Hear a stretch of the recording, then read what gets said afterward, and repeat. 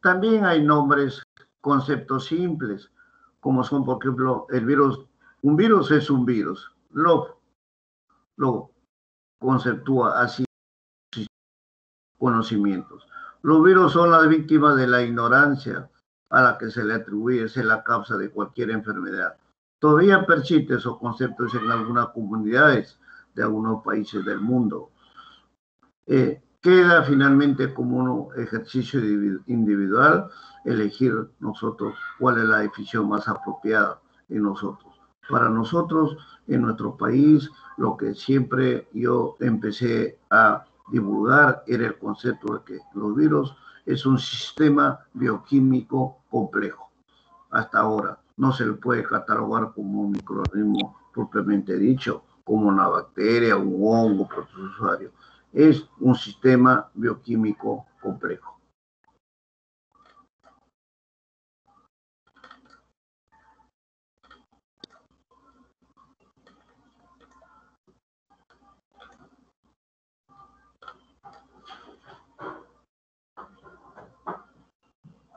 ¿Se paró? Sí, pero...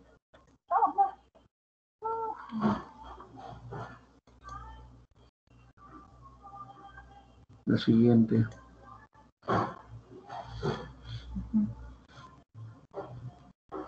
Ya.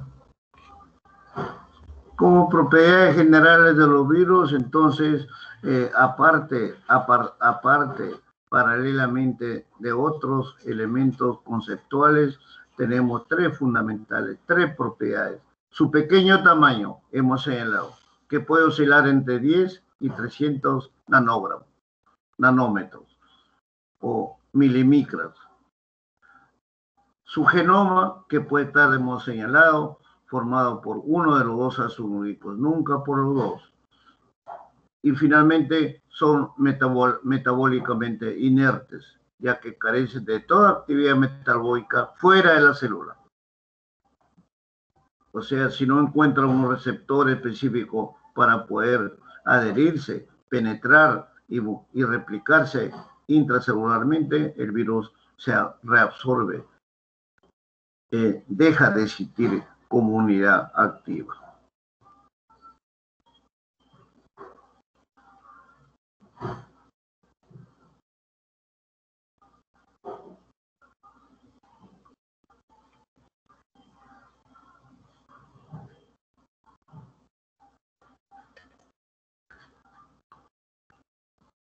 Los virus son partículas pues compuestas por un centro nuclear que contiene uno de los ácidos, nunca por los dos. Están cubiertos por una cápside protectora de naturaleza proteica 100% y pueden presentar externamente algunos de ellos una membrana lipoproteica exterior, que es la llamada envoltura. Por eso ustedes evalúan un virus DNA con envoltura, sin envoltura, etc. Los virus pueden penetrarse, o sea, pueden replicarse, pueden reproducirse dentro de las células vivas. No pueden generar energía propia o sintetizar proteínas en forma individual. Por ello se llaman parásitos intracelulares obligados. Todo ello le va dando características diferenciales que se van dando según la célula a la cual están infectando.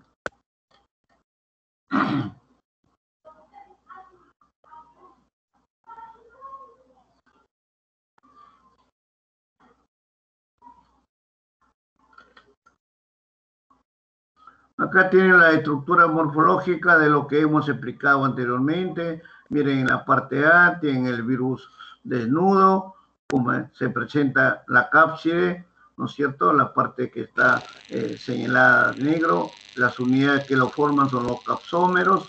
Al centro tenemos el centro nuclear, que es el ácido nucleico, y todo ello cubierto por la cápside. Ambos, cápside y centro nuclear, forman la nucleocápside. Y abajo tienen los que además presentan alguna membrana en forma excepcional, como una especie de cápsula. Tienen ustedes ahí la proteína matriz, tienen la nucleocápside, tienen la envoltura lipídica y el ácido nucleico, básicamente en forma de diferentes formas simétricas en forma de espiral, en forma de segmentos, en forma helicoidal, icosaédrica, etcétera, etcétera.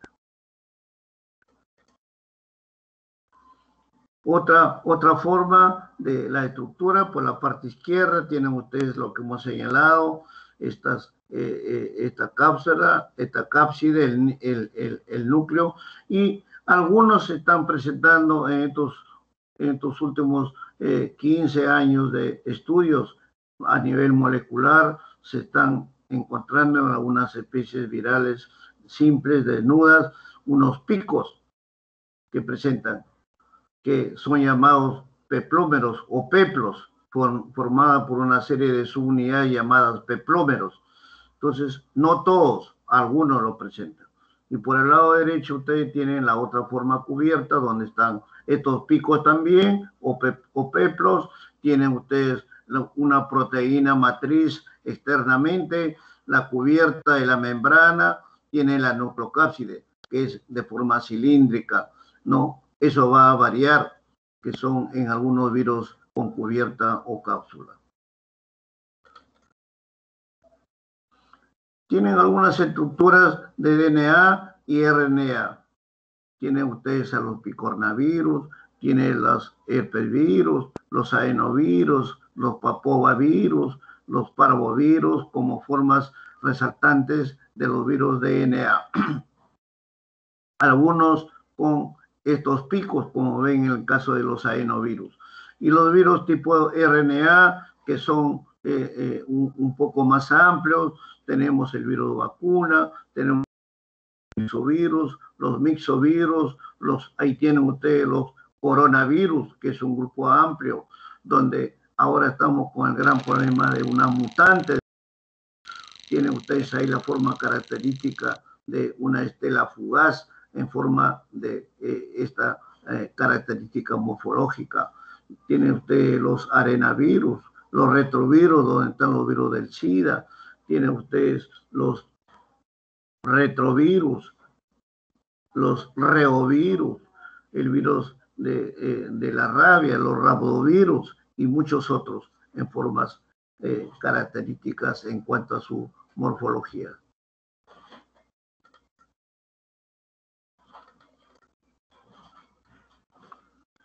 Por lo tanto, esta estructura tiene como elementos fundamentales el nucleocápside, que es el núcleo de la cápside, donde se ve el nucleoide, que corresponde al ácido nucleico, y la cápside, que es la proteína que lo protege.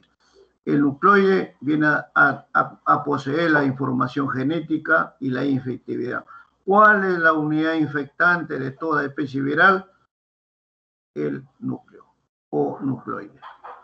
La cápside es la capa protectora que le va a proteger al nucleoide y que va a permitir la unión de los diferentes receptores celulares en la célula huésped y va también a determinar las formas de los determinantes antigénicos del virus para que puedan finalmente señalarse. Y en los que tienen envoltura, tienen las lipoproteínas, lipopolisacáridos, etcétera, carbohidratos, y que van a darle una protección también del nucleoide, de todo el nucleoide y de toda la unión de los receptores celulares con los determinantes antigénicos. Acá una comparación que ustedes señalen entre los virus y las células en general. Tienen ustedes el tipo de ácido nucleico, en los virus solamente uno de ellos. En cambio, las células generales tienen los dos tipos de ácido, su genoma por sus dos ácidos nucleicos. Tienen proteínas, algunos de los virus tienen proteínas. La mayoría de las células tienen numerosas proteínas. Los virus tienen proteínas específicas. En cuanto a la membrana lipoproteica, es una estructura que se encuentra generalmente en algunos virus. En cambio, en las células, en la membrana celular, casi presenta todas las células de esta naturaleza. La presencia de ribosomas en los virus generalmente están ausentes, salvo en dos especies que son dentro de los arenavirus, que pueden tener algunas características semejantes a ribosomas, pero que no tienen la función ribosomal que se presentan en todas las otras células, que están presentes en todas ellas. Las mitocondrias no presentan los virus, pero están presentes en todas las demás células eucarióticas. Las multiplicaciones de la fisión binaria, que es ausente en los virus, en la célula presentan estas características importantes. Diferencia entre virus, bacterias, micoplasmas, clamidias y riquecias.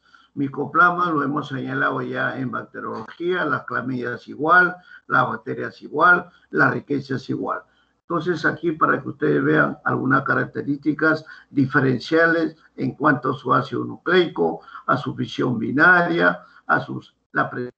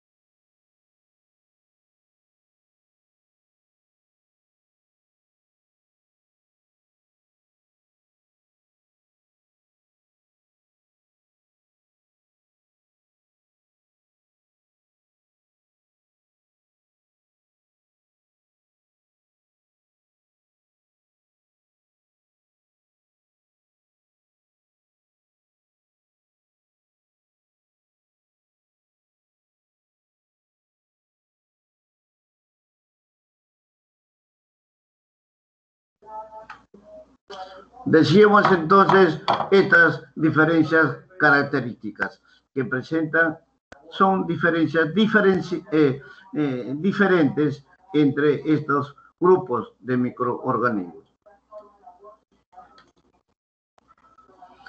La clasificación de los virus ya hemos señalado que puede ser de diferentes criterios, pero lo más importante es que es un virus DNA o es un virus DNA. Su tamaño, ya hemos señalado, es sumamente pequeño. Su arquitectura o estructura, hemos señalado, a nivel de un virus simple, desnudo y con cubierta, y todas otras características ya que van dando sus formas de genóforo, o sea, que puede ser circular o lineal, y la parte molecular, y con ello su taxonomía. En algunos grupos, el mismo RNA contiene varios genóforos y que pueden ser cada uno de ellos codificados por una o dos proteínas virales. La clasificación del virus DNA, hemos señalado acá, este cuadrito donde ustedes puedan pertenecer a los parvovirus, los papovirus, los adenovirus, etcétera, los herpes, los postvirus, que están dentro de los grupos más importantes de los virus tipo DNA.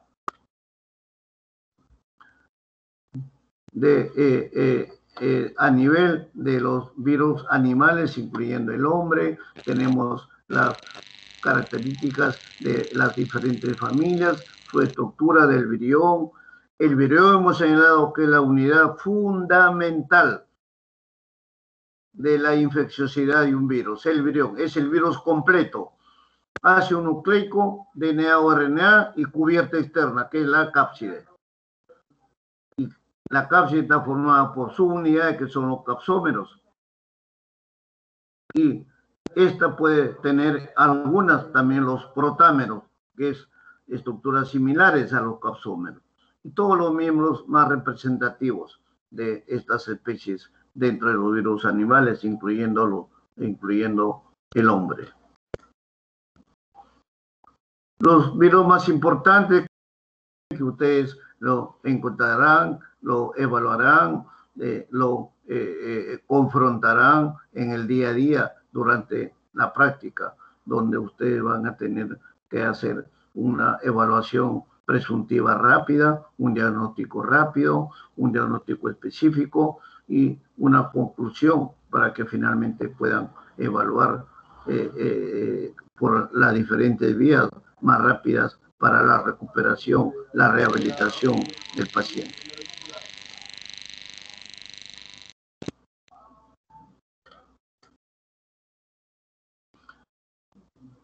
Los tipos RNA también ya hemos señalado en antes, pero ahí tienen las diferentes familias: hepatitis B, picornavirus, arenavirus, calicivirus, rabovirus, retrovirus, togavirus, los ortomixovirus, mixovirus, coronavirus, ¿no? Y todos un conjunto de virus que tienen que ver con las características de forma RNA.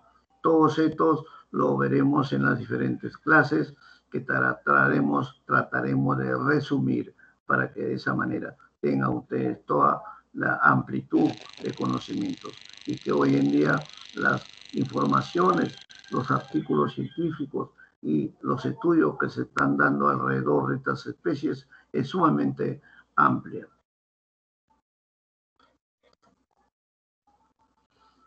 El pasado, el presente y el futuro de los virus.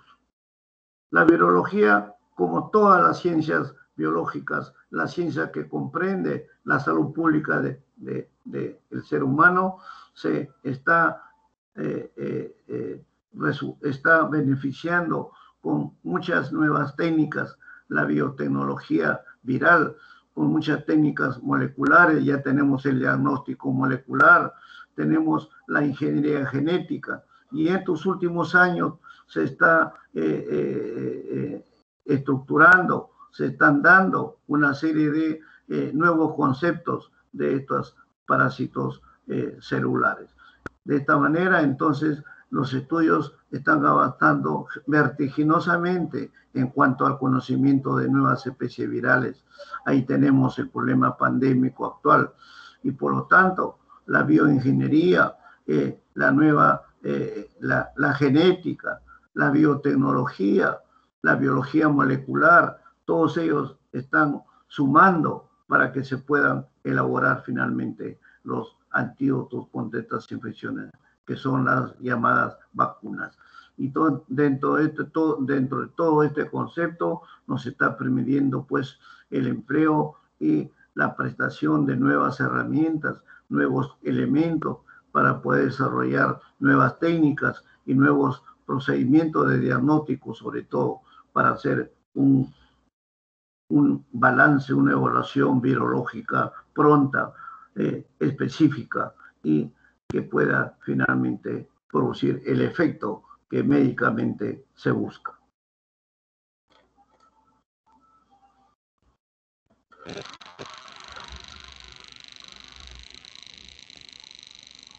Todo lo que es hoy día la información científica, llámese libros, artículos, separatas, elementos tanto de divulgación científica, a través de la teleimagen, a través de los conceptos virtuales, a través del Internet, son importantes, señalando siempre la validez.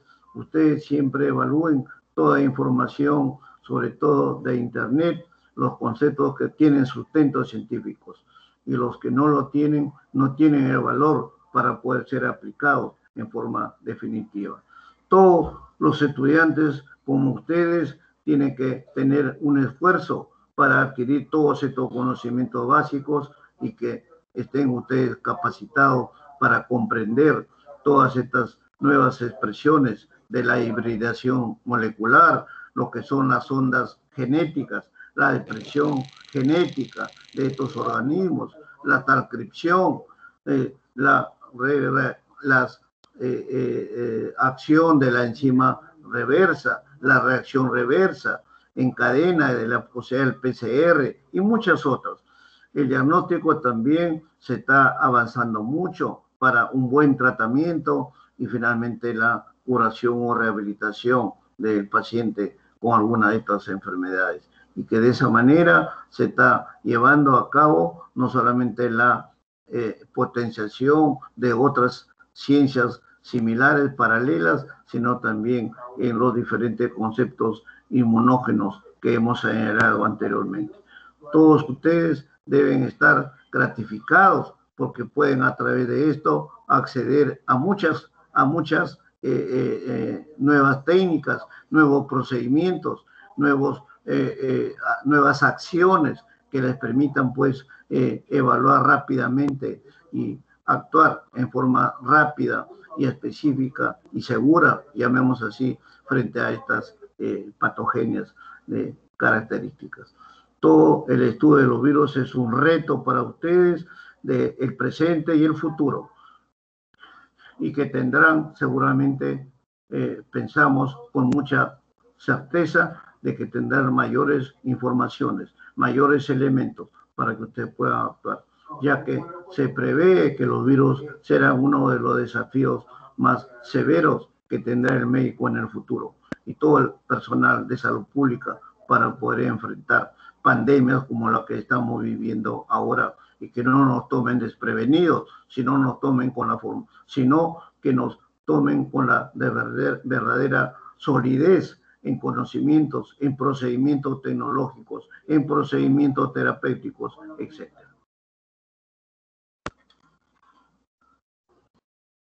El paracetismo de los virus, entonces ya hemos señalado que tiene formas muy específicas, tanto del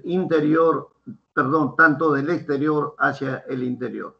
También los llamados virus endógenos, que se transmiten en líneas germinales y que es uno de los mecanismos más frecuentes. El paracetismo, por lo tanto, es un procedimiento que va a actuar el virus a nivel genético, básicamente, y que va a producir la transformación y la evaluación celular.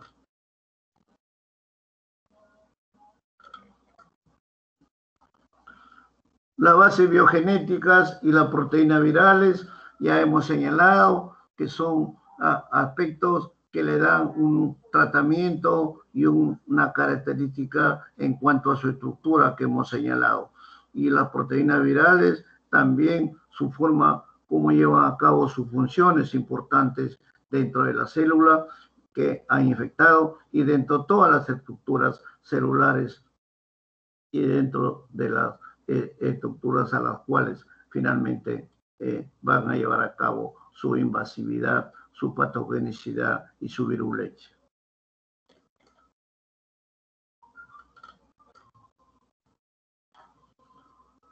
Los virus como agente de enfermedad lo hemos demostrado que son agentes que hacen un daño en muchas ocasiones irreversibles, pero que producen un parasitismo intracelular obligado. Todos ellos generan enfermedades que van a tener que ver con las características fisiopatológicas individuales o colectivas de una comunidad, de una población. También, sin embargo, es importante señalar que las diferentes patogenias virales pueden tomar características muy agudas o también crónicas, dependiendo de la forma como se permite su evolución y sus características de invasividad.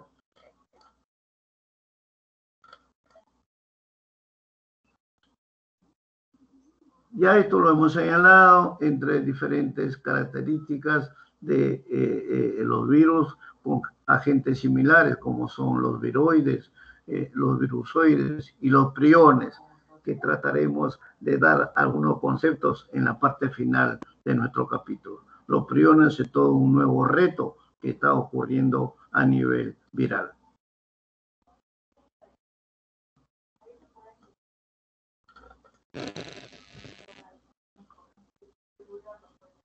Las diferentes relaciones entre el virus y la célula huésped es variable, fundamentalmente.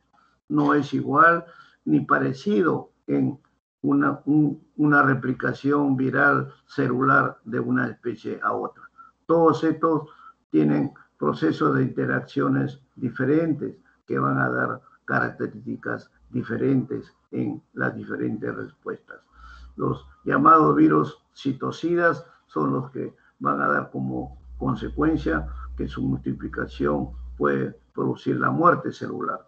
Y finalmente los virus moderados son aquellos que pueden tener alguna tolerancia, no solamente en la parte receptiva, sino en la parte de replicativa a nivel endógeno o a nivel intracelular.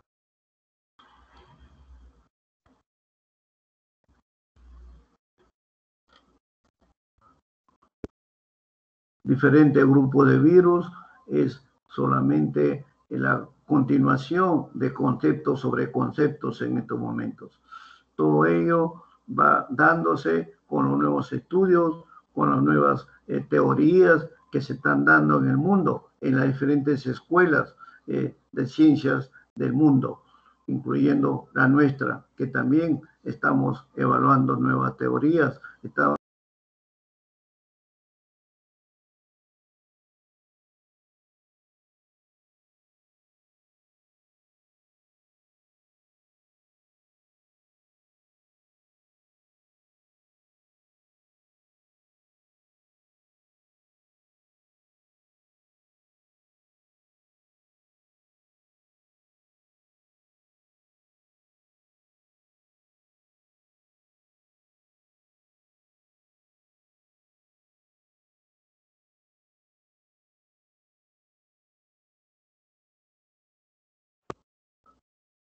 Se vayan obteniendo nuevos conceptos para poder finalmente llegar a una verdadera respuesta contra estas especies virales.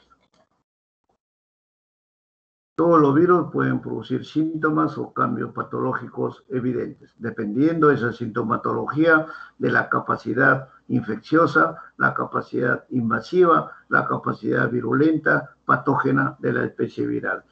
Todos estos están asociados con una mayor o menor capacidad de peligro invasivo y de peligro de replicación que puedan darse en el ser humano y puedan ser afectados diferentes órganos vitales como el corazón, hígado, ¿no? Por eso tenemos los virus hepatotróficos, los virus neurotróficos y en fin, dependiendo de las características que puedan darse, como es el virus de la inmunodeficiencia, en HIV, tipo 1, tipo 2, tipo 3, etcétera, y que están asociados con una serie de cuadros depresivos, inmunodeficientes, etcétera. Los efectos del virus sobre la célula huésped, entonces, son tres básicamente. La muerte celular, que puede ser letal y mata a la célula infectada.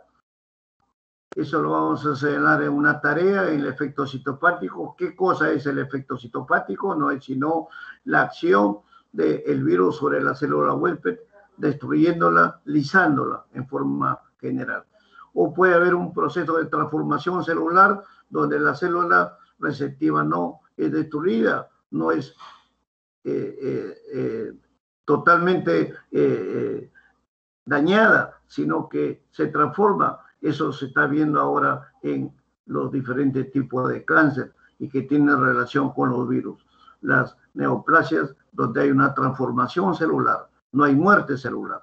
Nuevo, plasia, tejido. Son tejidos nuevos que se dan sin que se destruya básicamente la célula matriz. Y la infección latente, que son algunos virus que se están asociando con enfermedades progresivas. Ahí están el Parkinson, el Alzheimer y muchas enfermedades del sistema nervioso que están potenciándose con los nuevos conceptos y las nuevas características de especies virales. Y ahí está entrando hoy día como concepto importante a los priones.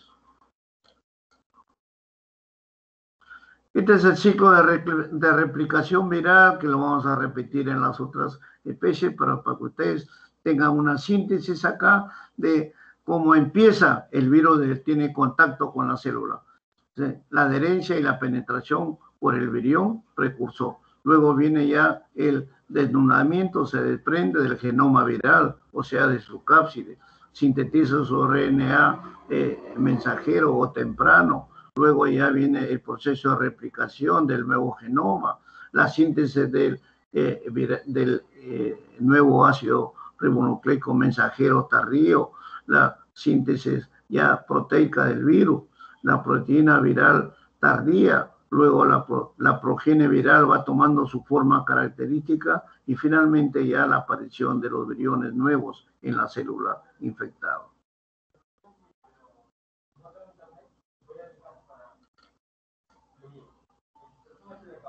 Acá las dos fases de la replicación, la infección del virus.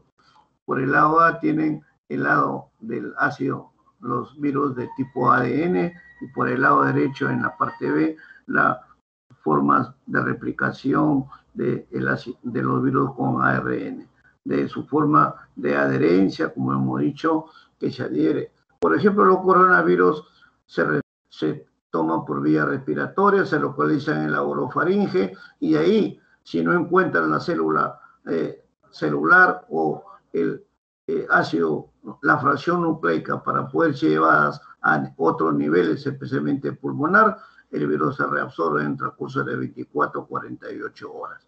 Entonces, y en la parte B también es el mismo mecanismo, dependiendo de la célula matriz a la cual se han adherido, y de ahí comienzan a replicarse y multiplicarse, finalmente localizarse en la célula que tiene el receptor celular adecuado.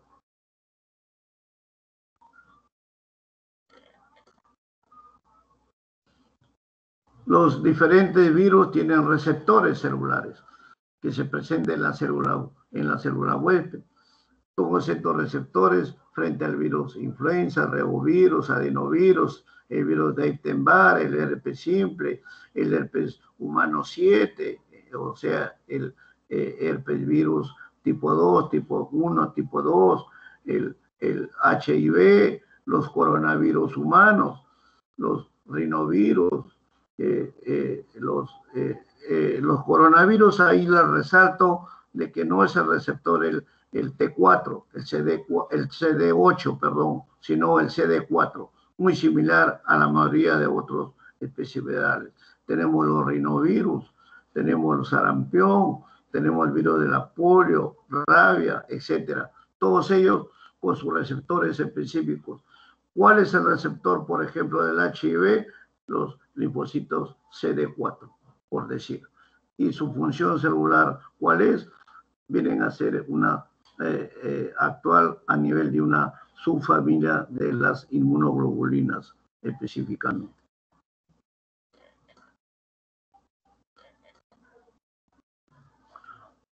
La técnica para el diagnóstico, tenemos ahí las técnicas microscópicas que hemos señalado, que no son óptimos para el diagnóstico directo. Tenemos el efecto citopático que se hace sobre cultivos celulares vivos y el microscopio electrónico. Esa es la técnica microscópica. Tenemos también la técnica de cultivo del aislamiento del virus, que son las técnicas de inoculación animal de laboratorio, las técnicas de inoculación en embrión de pollo y las técnicas de cultivo celular, que lo revisarán como tareas en la parte práctica. Y las técnicas inmunológicas o serológicas o indirectas, que son las diferentes reacciones que ya conocen ustedes y que hemos mencionado en inmunología, y que constituyen diferentes pruebas hasta llegar a la prueba molecular y de la transferencia de la transcriptasa reversa, que son la forma de diagnóstico mucho más rápido y más sensibles y más específicas en estos momentos. El diagnóstico, ya hemos señalado, son básicamente por forma directa en los cultivos celulares que tienen diferentes características y donde se va a leer el efecto citopático del virus sobre la célula huésped. Y también la serología, donde nos van a dar anticuerpos específicos frente al virus causante del celular.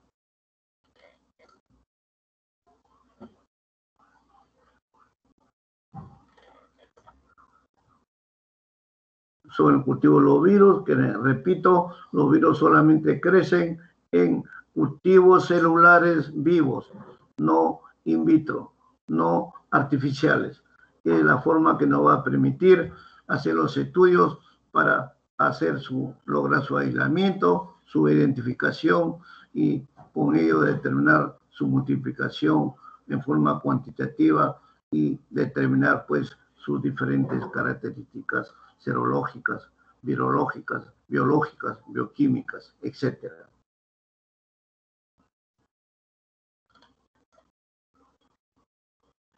Los llamados cultivos de células o histocultivos que les he señalado no son sino estructuras específicas para poder desarrollar el crecimiento y la multiplicación viral, que son tejidos que se preparan en laboratorio hoy en día con técnicas muy especiales, tanto en corte como en procedimientos para lograr la especificidad en el crecimiento y replicación de los virus.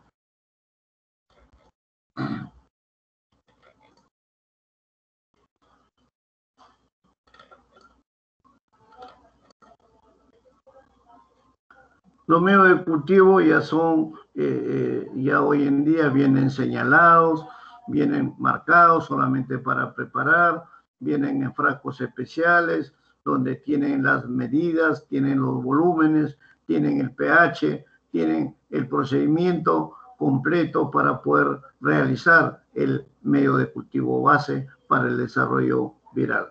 Ya todo está eso preparado y se encargarán en el laboratorio los técnicos capacitados para llevar a cabo, así como se prepara un agar saburó, un agar tripticasa, etcétera, etcétera.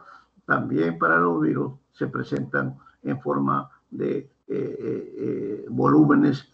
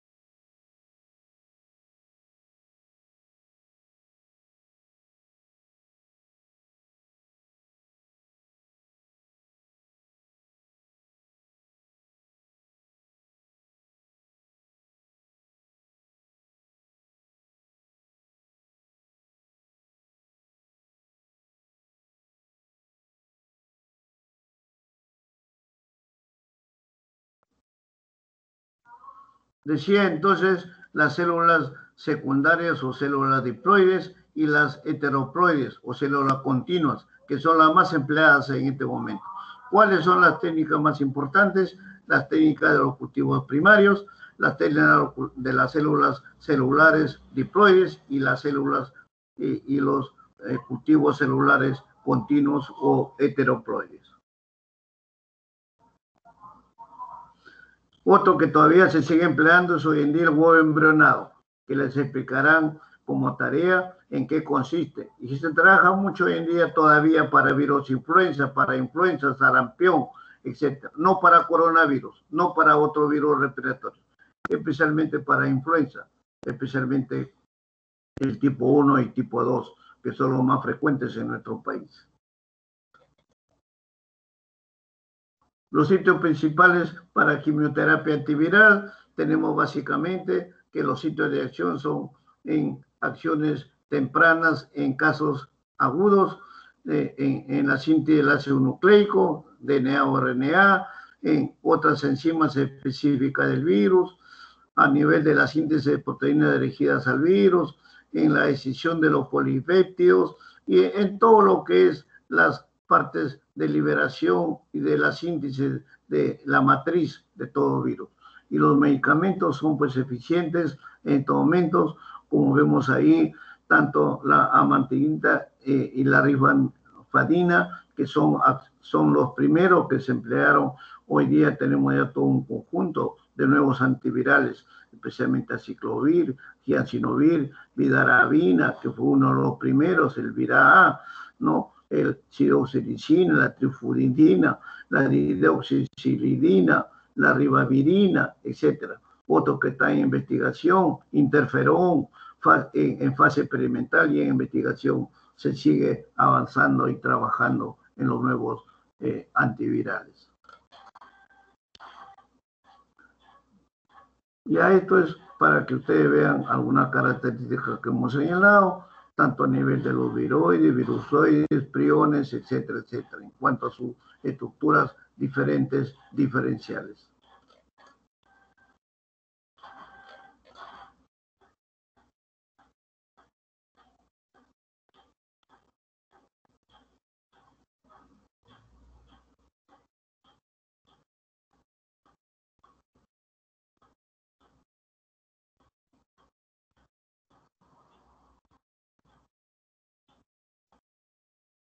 Giovanna,